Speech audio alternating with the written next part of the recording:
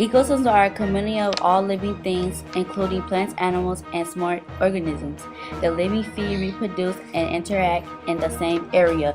The rainforest is an ecosystem because many plants and animals live there and all exist relationship with one another that helps them survive.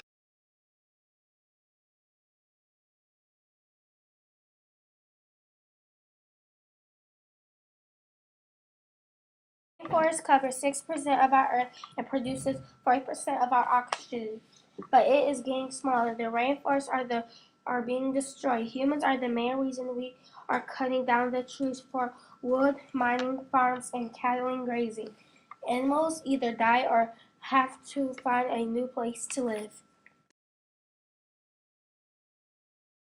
Companies want to use the rainforest to produce to sell that confirm the rainforest.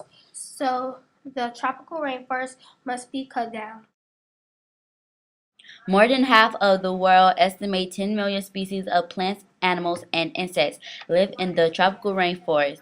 We can help teach kids about the important things in the tropical rainforest, the health of our plants and animals, reduce us of fossil fuel. You walk by extra fly, baby. Where you going? Can I roll? Is it cool if I come with you, baby?